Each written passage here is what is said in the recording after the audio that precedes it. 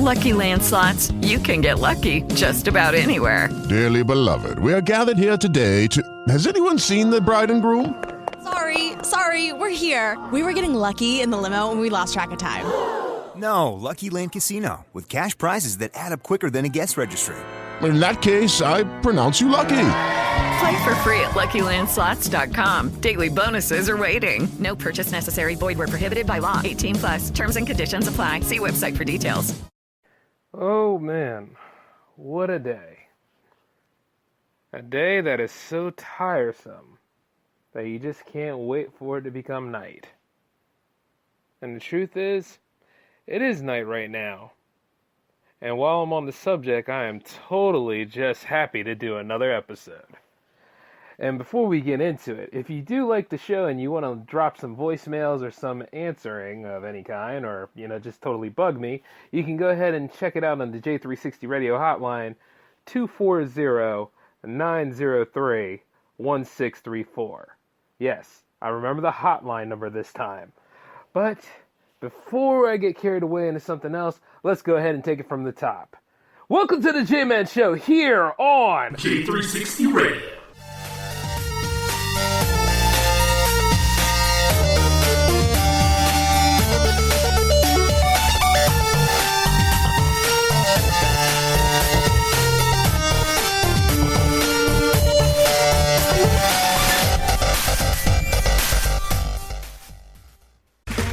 Okay, round two. Name something that's not boring. A laundry? Ooh, a book club. Computer solitaire, huh?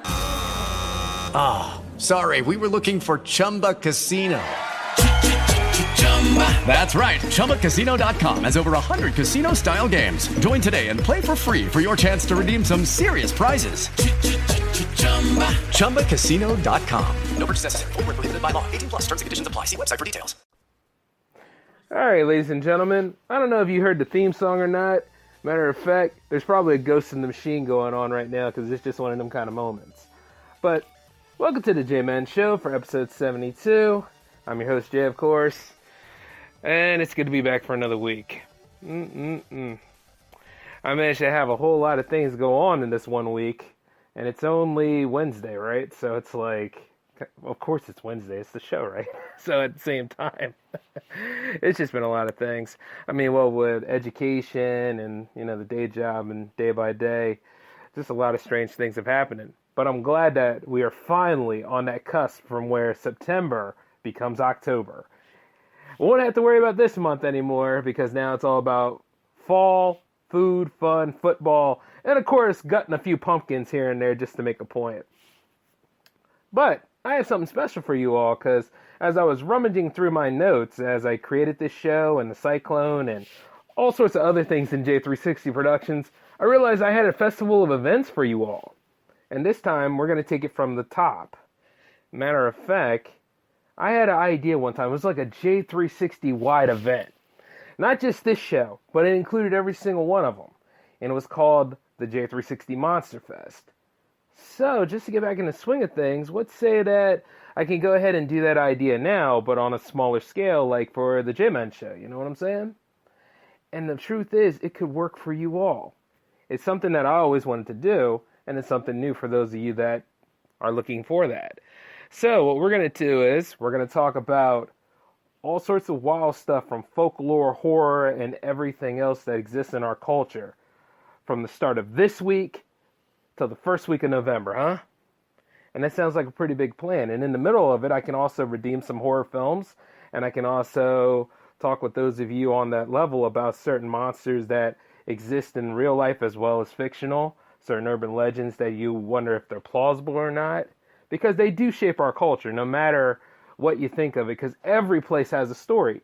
Even in my home state of Delaware, we got a lot of wild stuff going on. I just realized that the road I don't live on that road anymore, but the road that I used to live on was actually haunted. It has like this whole scenario, like if you're on the other side, like where the state like crosses over onto the border where Maryland is, it's not even paved road anymore. It's like dusty desert road kind of stuff, and needless to say, you can see where the tax dollars have ran out, and not only that, but there are moments where you hear like creepy stuff going on, things happen to your car, and then there's a chance, according to the urban legend, that you'll run into a dog that allegedly is a huge dog with red eyes that'll chase after your car. And the thing about it is that, see, I've never seen this dog, but I used to ride that route every single day when I had my original day job. You know, I used to be a delivery guy of sorts, but the thing about it is that there was some wild stuff that happened on that road. And, you know, we can talk about the Mothman, we can talk about the Jersey Devil, we can talk about all sorts of wild stuff from here on out. And it'll be fun and invigorating for a lot of you all. Because, I mean, where would we be without certain messages like that? I mean, if we were in Massachusetts right now, I would happily talk with you all about the Salem witch hunts. Because, you know, we're in that scenario now where, you know, it doesn't take long for mob mentality to override structure and order in order to go ahead and create chaos around us. You see, when it comes to things of monsters and myths and legends and stuff like that, they're not too far from the truth. Because there are times where, you know, we as a people, on the alternative side, can be just as dangerous as anything else. We can all be an alternative monster of sorts. And the truth is, we got a lot of people out there that sit from time to time, and they're like, oh, that can't be that way. I'm a nice, decent person. I'm this and yada yada. See, the thing about it is, you might be right now. Consciously, you might be. But subconsciously and unconsciously, you could be viable or close to being a monster.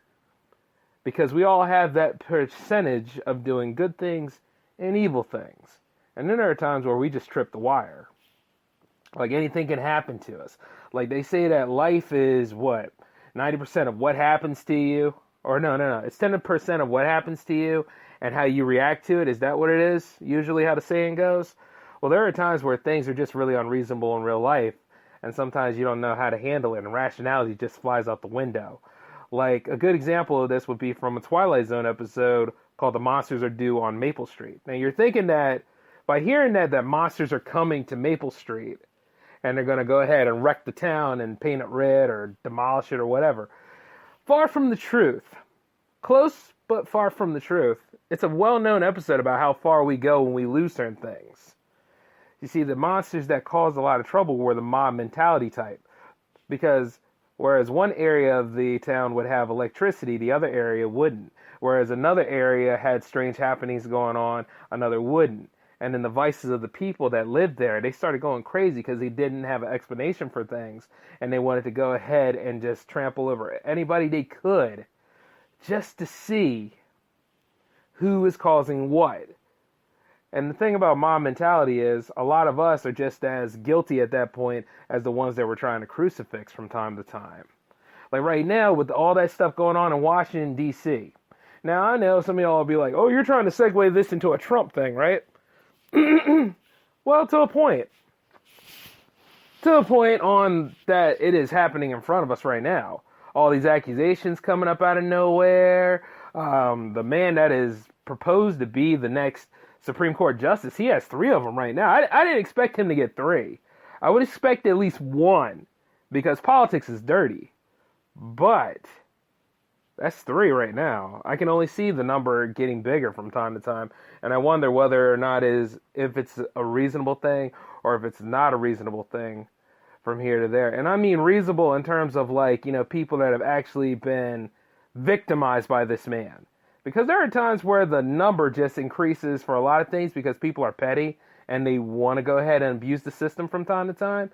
And see, that's a monstrous thing to do because everybody has an agenda and some people like to extort. But then you have other people who seriously come out and they speak that they've been violated and that this is their time to confront that monster in their life because they just couldn't handle it. Like sometimes they've been buried. Sometimes they've been silenced because they'll say, oh, if you do this, you'll never work in this town again. I'll call numbers. I'll make sure that you're discredited before I'm discredited. Because that person has, you know, riches and powers and influence of other things, whereas the other person that's the victim per se probably doesn't. But the victim, if they really want to put a stop to this person, they will find a way to do something about it. And then by doing so, you see, that's where like the mirror image is there. On one side of it is that person is a monster to the other person that is considered a victim.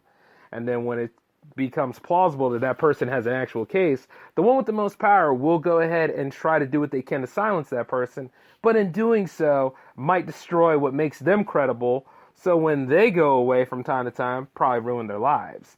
There's been many horror stories based on that principle too.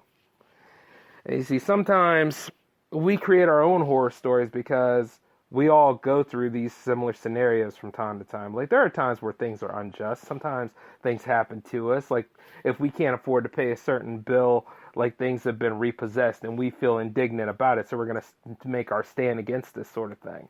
Or there's been times where we've been dejected and cockoid in terms of love affairs and whatnot.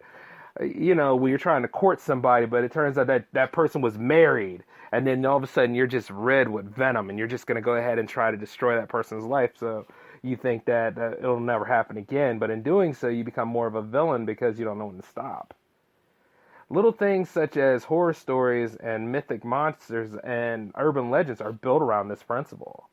Like some of the things that we go through on the daily, like through our sins, through moments where we should atone, through moments where we should treat people with respect, and we don't treat people with respect. And ergo, we create our own demons, and we create our own sort of arch nemesis and stuff like that.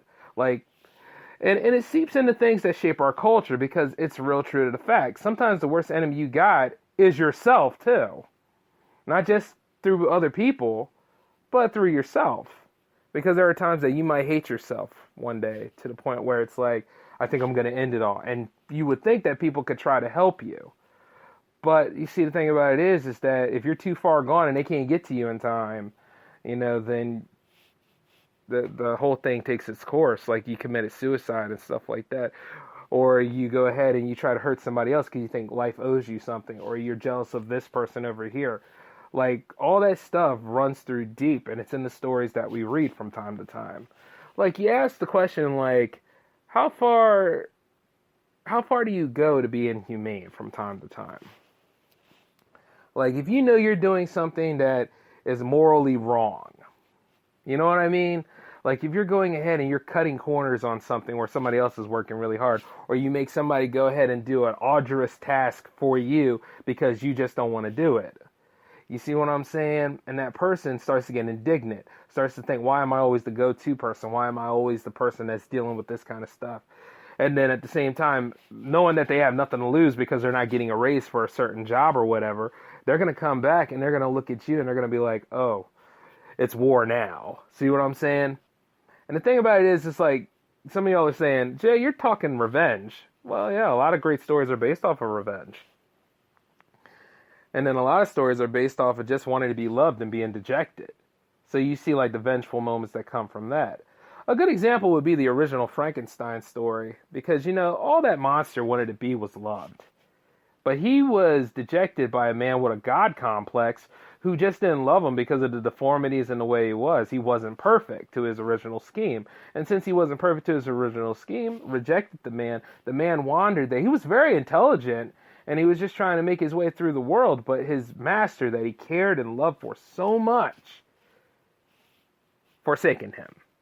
And at the end, you know, there was a moment where they tried to create a bride for the monster, but she fell apart too. And in doing so, you know, it was a cluster of things. And not to mention that when the mad doctor tried to say, oh, you know, I can go ahead and destroy him. These hands create him, these hands can destroy him. And ended up destroying himself, but the monster wanted to die with his creator. And he still did. They died in an embrace. It's a very beautiful love story in a way. And then, of course, you know, sometimes we're cursed to do certain things because, you see, we love ghost stories over here and over there, too, and other parts of the world. A lot of people love ghost stories. Like the Festival of the Dead in Mexico, you know, believe it or not, you would take your elder and sit him there at the table with you. And you would go ahead and enjoy and embrace the death. Like over there in Egypt. Enjoy and embrace the death. And not only that, we would put all of the royal possessions, live or living, or pets or whatever, in the same tomb as the pharaoh that died. You know, like I said, death is something to be appreciated. only if you lived it right. And not only that, you also have to pay for your tidings to go to like your eternal rest. But if you didn't make it in time, you're going to be wandering around in limbo. And you see, a lot of the limbo is unfinished business. Like, say, like, if you unjustly sent somebody in to fulfill an arduous task again, and that person gets killed off, you know, chances are, but it had a lot of unfinished business, a lot of things to take care of, and they'll never know peace because of the circumstances that befell them.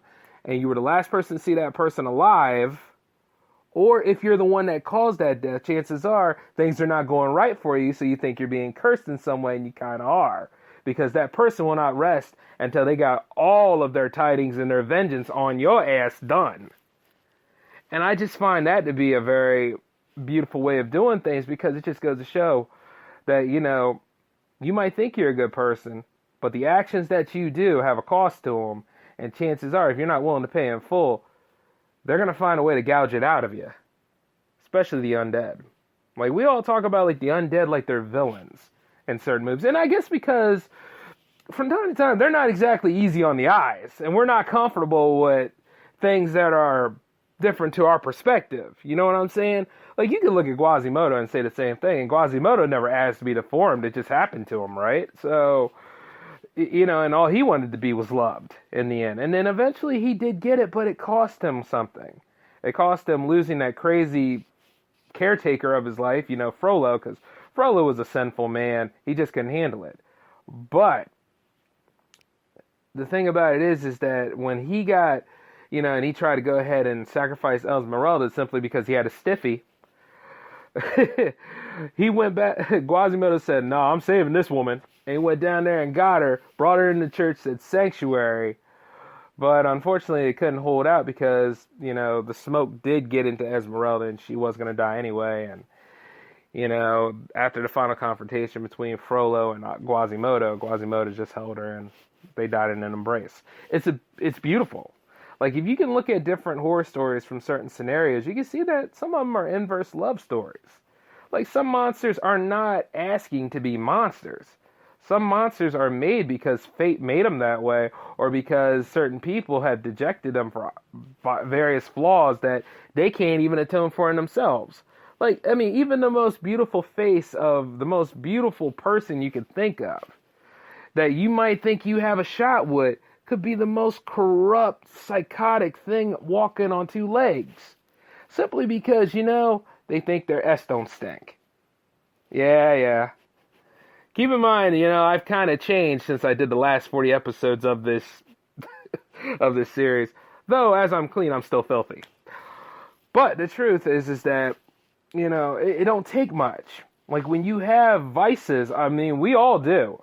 Some more glaring than others, but we all have a vice. And we all have things where if we don't check them from time to time and see how we're treating people, including our own offspring and whatnot, from time to time, you can just see, like, where revenge and just trying to topple things and trying to break the status quo and trying to go ahead and destroy and renege against authority, or no, not renege, there's another word to that, you know, rage against authority comes from. You see, it comes from human nature.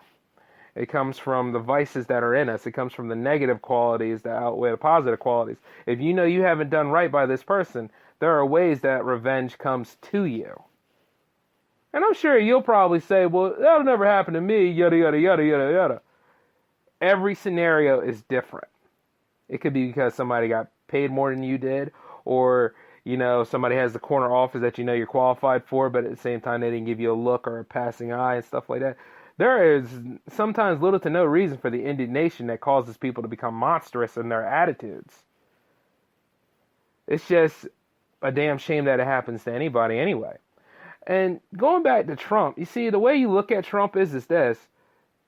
I'm glad some of you do go after the news media from time to time, because in a way, the news media built that monster. You see what I'm saying? All that stuff out of the woodwork, like the way he was just always going on about this with Obama and all this other crap.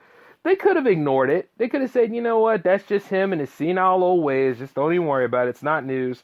But the problem is that, you know, when he went for all these things, people loved it. And the point is that average American people, they're tired of the rhetoric. They're tired of all this stuff. So they want somebody who can speak out, speak their mind, and do all these things of imaginative folklore and whatnot, right? So when you have somebody like that, you don't ask questions of how they're going to get the job done, because this is what you always wanted to hear. And since you've gotten it, and now it's in there, and then you realize the monster isn't going to work for you anymore, the monster isn't going to do anything for you, you start making Ovaltine in your pants, don't you? Yeah. You start getting a little scared, don't you? And a lot of people are scared right now. Quite a lot of people that are not rational or just thinking things through, or not even critically looking at this stuff because they're so sucked into the hustle and bustle of things, and they're always trying to do instant gratification or just speed through life without even thinking about stuff. You see, they do this to themselves. They'll doom themselves, and then they'll try to doom me or you because they can't go alone. You see what I'm saying?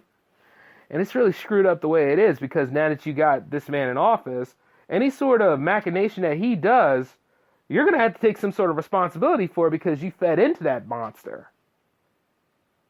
You see? And it's the same thing that happened on the monsters that are due on Maple Street, because those people were always suspicious and jealous and vengeful to one another. They ended up attacking and destroying their whole damn neighborhood. And little did they realize that it was a machination caused by aliens that looked to say, you see, we don't even have to utilize our weaponry to destroy these people. If you take away things that they value or take for granted, most of all, they'll destroy themselves. And it's out there all the time. I mean, you've seen it with a lot of the demonstrations that walked around, the protesting here and there, or whether, Michael Moore released another movie, which he did do. But then you look at, like, all these scenarios that play out, right? And it's just like, here we go again. It doesn't take much. But then you got to have rationale. And you got to try to say, all right, I'm going to tone for this. I'm going to try to reason with this person. Now, I'm sure some of y'all will probably be like, well, Jay, what if you can't reason with the monster? Do what you can to defend yourself. That's what I got to say. Do what you can to defend yourself, but realize this, though. Say you conquer that monster. But how strong is your emotional toll, right? How strong is your mentality at that point? Because I know a lot of y'all say, well, I confront my greatest fear, so I'm able to be successful now. Yeah, you conquered that. But then there's something else that you're probably afraid of, too. You're probably afraid somebody else is going to come after you now, because while you have taken down this monster, you never know. Certain people have family and friends, and when they have family and friends that are dear to them and they go down, what do you think is going to happen? You're going to have to face that next challenge. You're going to have to fight monsters where at the same time hoping that your monster, who you are, doesn't take too much of a hold of you. And you see, the thing about it is, it's so true to the fact, oh yeah, you're facing this kind of thing down, but what sort of person are you becoming at this rate? You see, from time to time. And then when you look at like people like Trump, or you look at like people like Mike Pence, you look down the line of certain people that you conceive to be scumbags. Are you not a mirror image of them when you face them down from time to time? Are you not somebody who is, while alternate to them, kind of pushing for an agenda that's near or close to them from time to time? See, as much as I like to run my own business and be successful, and I am running my own business, and I'm working on that success every day, I kind of have to look and see like what I don't want to be from time to time. Because as I talk about how real life monsters are, and I'm not talking about the ones that'll just stab you, I'm talking about the ones that are out here to just silence any sort of competition, criticism, or anything. And there's quite a lot of people out here, because nowadays it's all about the feelings, but it's not about the emotional. It's not all about, like, what I should say, the critical thinking behind it. It's not all about, you know what, I'm not worried about the competition because the worst competition I have is myself. But at the same time, I don't want people to be bigger than me. You see what I'm saying? And I'm hoping I'm making sense here on these issues. But the truth is that all this stuff is egocentric at best. And it responds to our vices. I mean, at the end of the day, yeah, we all want stuff done. We all want absolute freedom. We all want, the cost of living to benefit us. And we all want to be able to pay that cost from time to time. But you see, the thing is, you got to think about the structural value of that cost and if you can keep that going for long term, and if you're able to move on if it doesn't work out, or if you're able to go ahead and adapt and do something new for yourself, while at the same time bearing no ill will to any of these other people out here.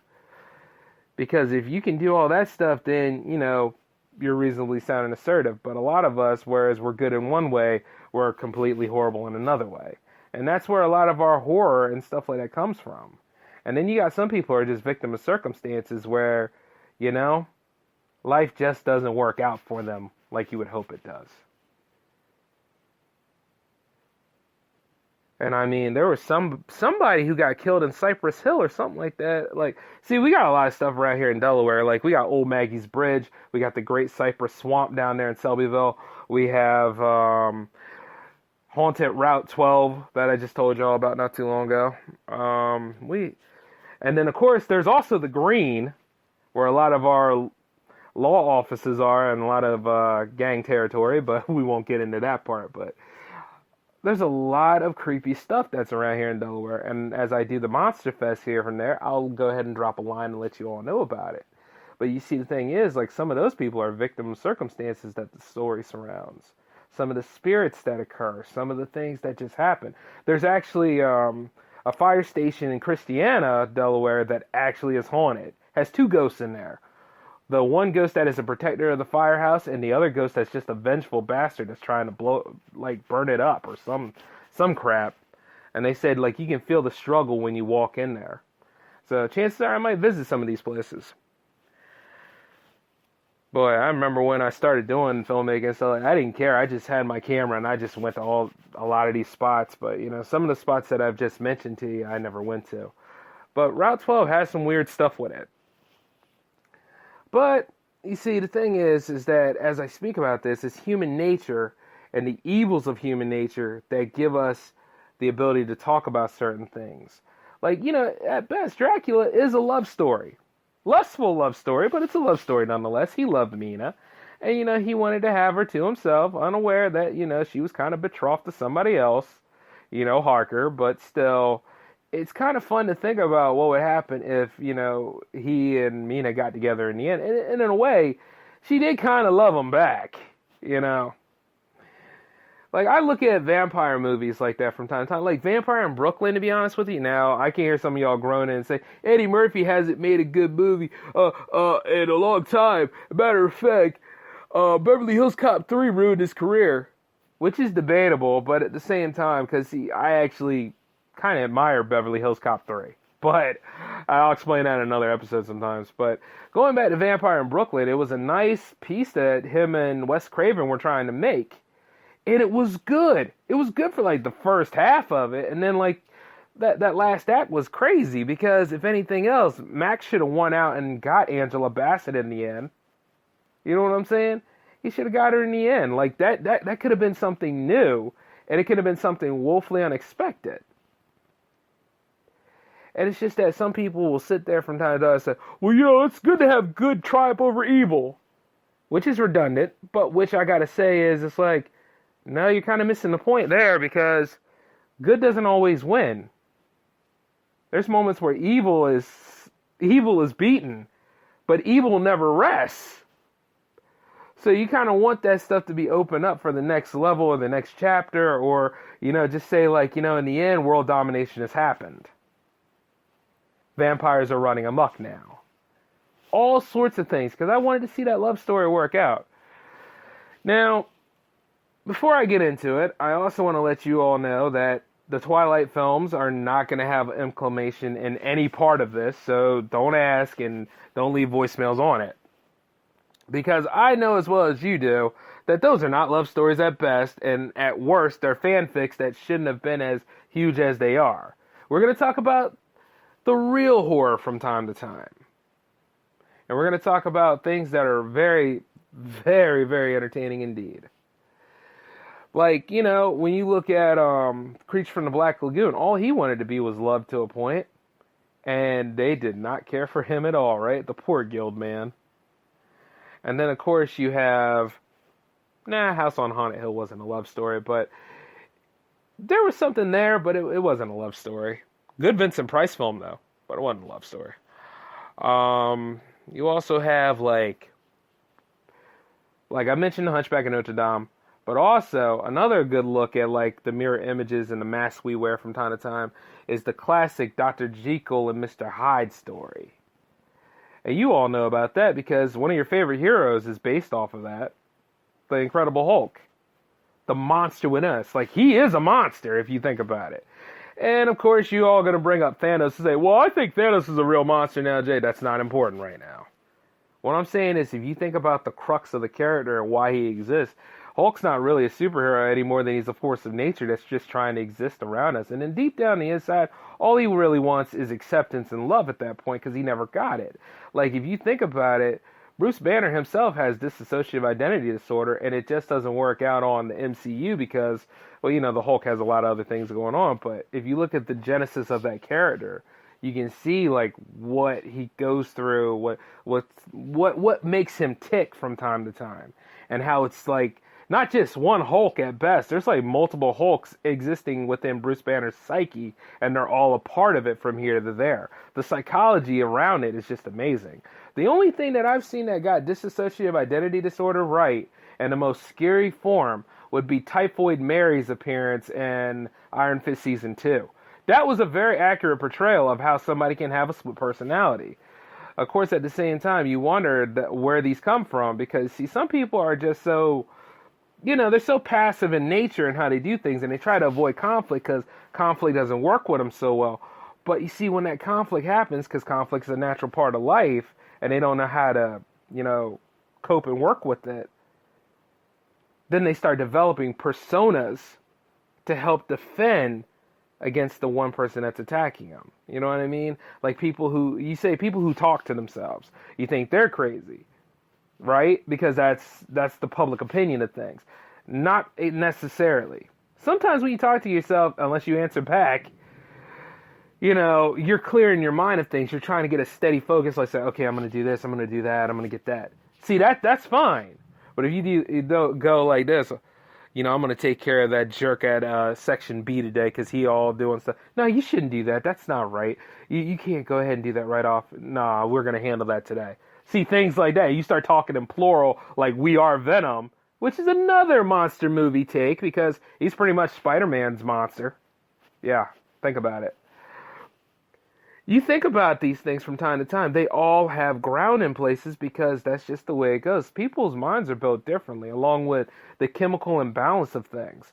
And if you can't handle a confrontation, if you're a mild-mannered, you just can't handle it, you may end up giving birth to an alternative personality because that alternative personality has probably had enough.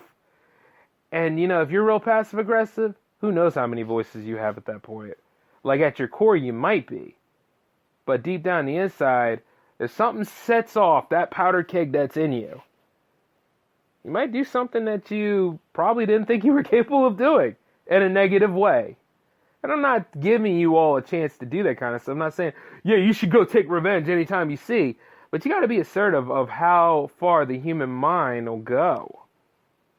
And how far, like, indignation and all those feelings that you got on the inside will manifest if you're not careful and assertive and controlling of it. And then sometimes you got to be looking at the person that might be superior to you, in terms of company talk, might be superior to you, and just say, you know what? You're a giant a-hole.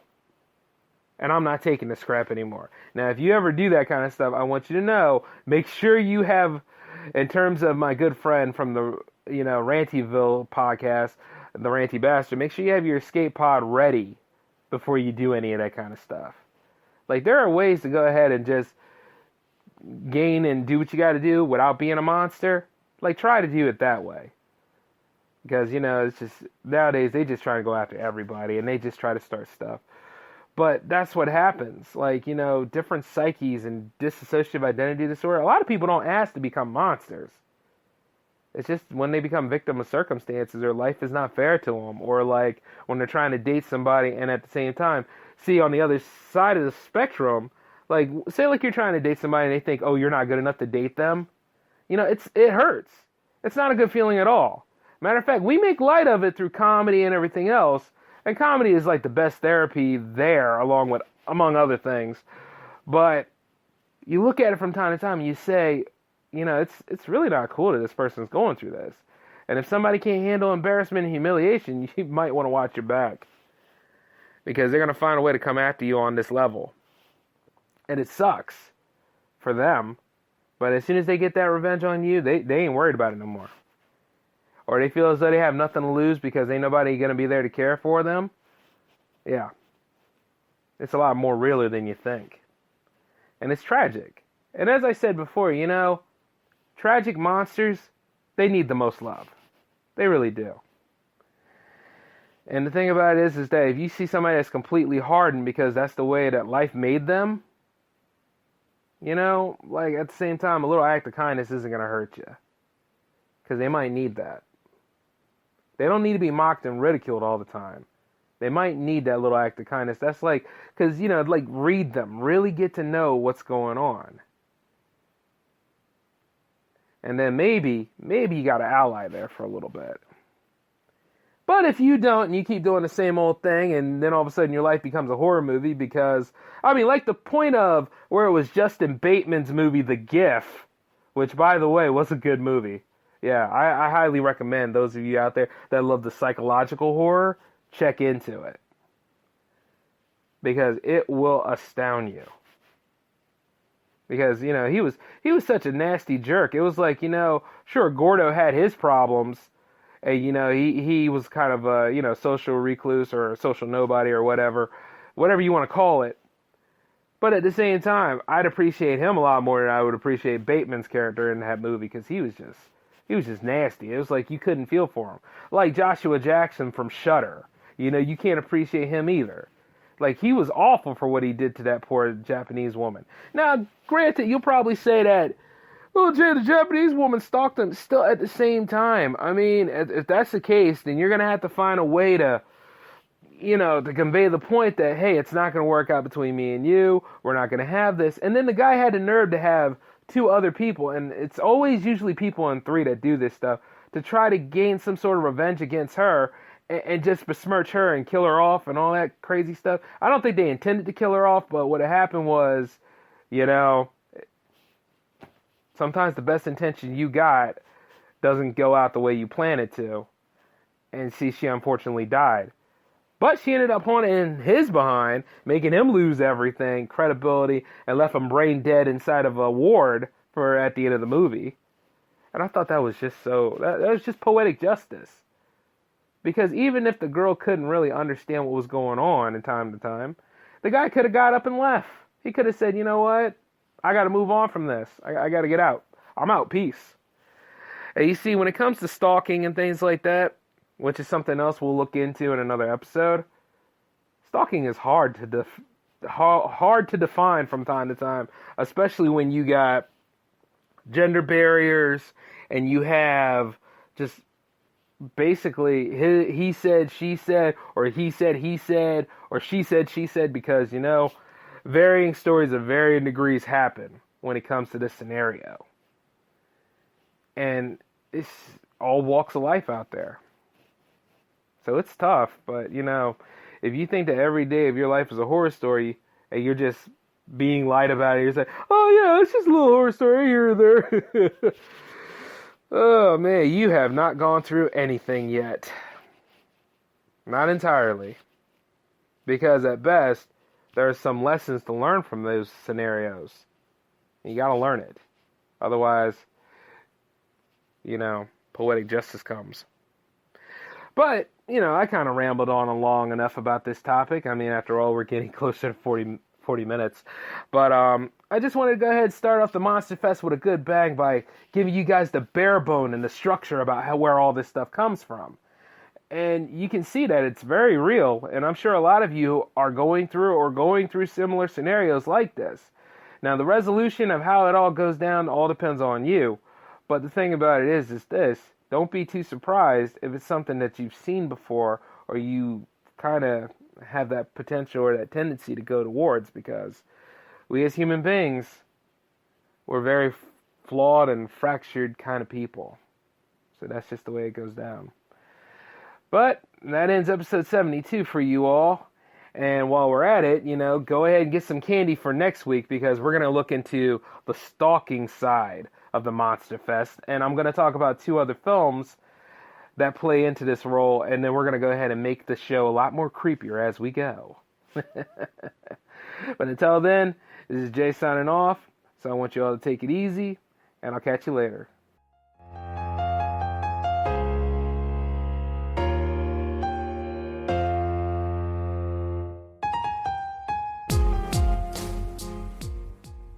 Lucky Land Casino, asking people, what's the weirdest place you've gotten lucky? Lucky? In line at the deli, I guess? Aha, in my dentist's office. More than once, actually. Do I have to say? Yes, you do. In the car before my kids' PTA meeting. Really? Yes. Excuse me, what's the weirdest place you've gotten lucky? I never win and tell. Well, there you have it. You can get lucky anywhere, playing at LuckyLandSlots.com. Play for free right now. Are you feeling lucky? No purchase necessary. Void where prohibited by law. 18+. Terms and conditions apply. See website for details. Okay, round 2. Name something that's not boring. A laundry? Ooh, a book club. Computer solitaire, huh? Ah, sorry, we were looking for Chumba Casino. That's right, ChumbaCasino.com has over 100 casino-style games. Join today and play for free for your chance to redeem some serious prizes. ChumbaCasino.com. No purchase necessary. Void where prohibited by law. 18+. Terms and conditions apply. See website for details.